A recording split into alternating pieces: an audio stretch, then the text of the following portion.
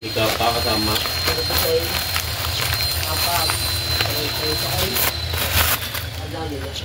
Ako'y galit na sa langgam.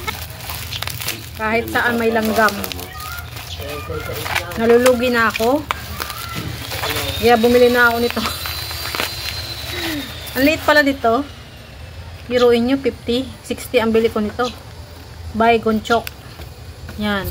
Sa mga problema sa langgam, mga kasari, ito na bilhin nyo, by Gonchok. Para sa langgam. Yan. Pati sa ipis din. Ipis at langgam. So yun guys. Nagkandamatay na sila. Nagkandamatay na sila lahat. So yun ang problema ko. Pumapasok siya sa tindahan. Kaya yung mga noodles ko, wala na siya. Ito yung gamit ko. Gulitan mo lang siya ng ganyan. Ayan.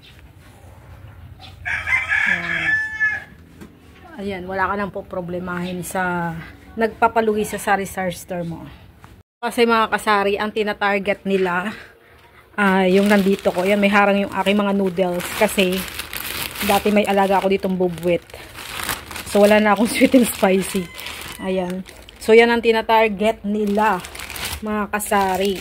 Dito sila namamaybay dyan sa pader. Tapos, dito sila sa may likod ng pinto dumadaan. So, yan. Pinagsusulatan ko na lahat. Lagi yan. Kahit sprayan ko ng Baulilay, nawawala siya, namamatay. Pero, after ng ilang oras, meron na ulit na linya. Yun, katulad nun, meron na naman. Oh. Meron na naman doong namamaybay. Palibasa, hindi ko sila abot. Kaya nagpakataas-taas sila.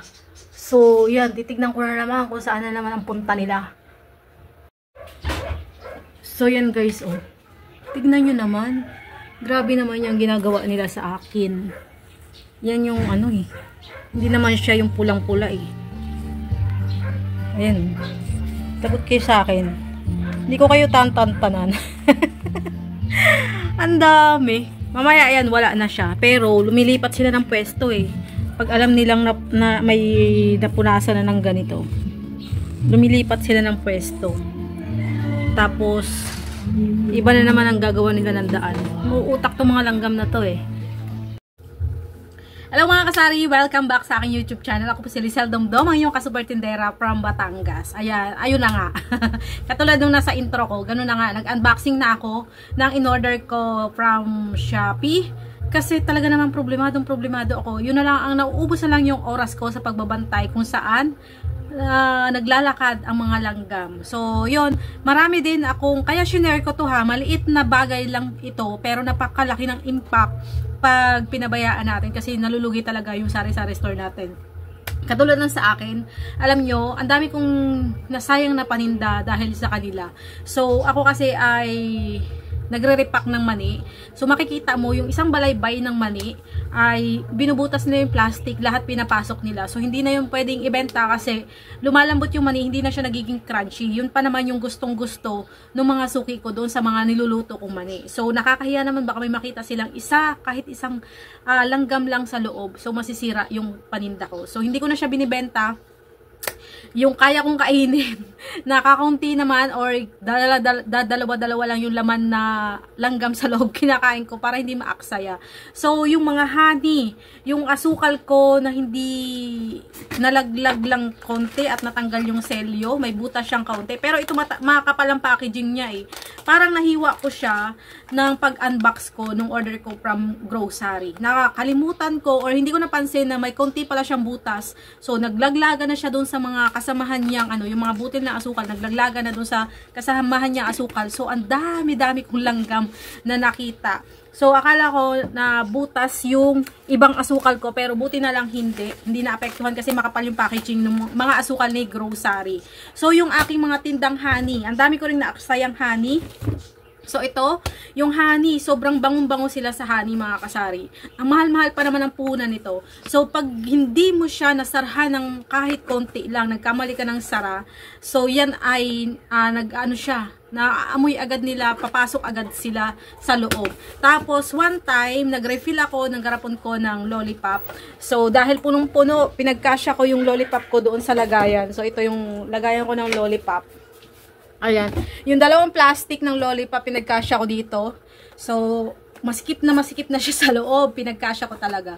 So, hindi siya nasara ng husto. Alam nyo, lahat ng langgam pumasok doon sa loob ng stick. So, buti na lang, naagapan ko, nataktak ko kaagad siya. Ayan, para hindi naman ako malugi dito sa lollipop. Kasi itong lollipop, ang benta ko nito ay 35 piso na kasi ang mahal na ng puhunan nito mga kasari. So, ang pinaka nakakalugi ko, itong mga lollipop, kaya nating anuhan to, ilagay sa safe na lagayan.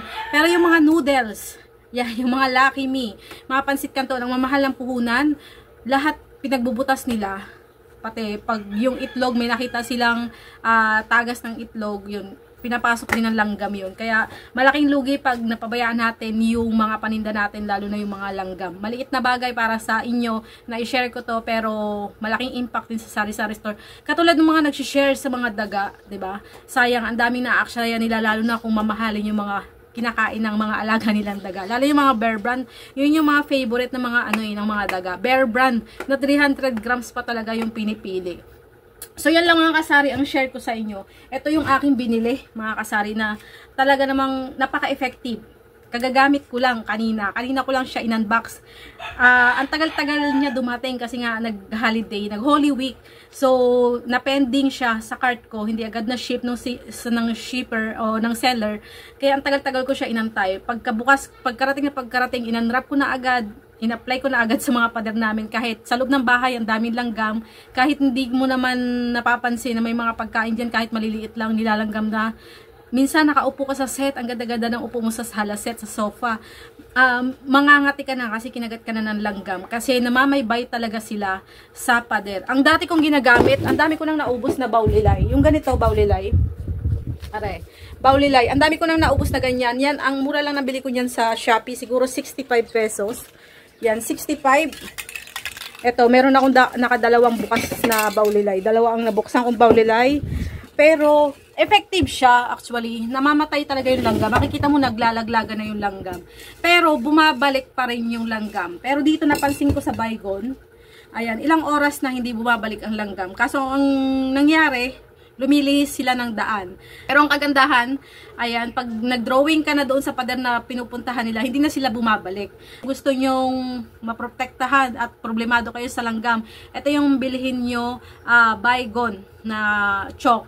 Pero nag-post ako nito kung effective ba to. May nag-share doon kay Ma'am Daisy Infante, kung nanonood siya. Siguro hindi ko siya follower. Nag-comment kasi siya sa post ko na maganda raw yung wawang na parang ano siya, katol siya. Parang katol siya na sinisindihan. So, pag nagsindi ka raw sa gabi, nawawala yung mga langgam, pati yung mga lamok. So, effective daw yun.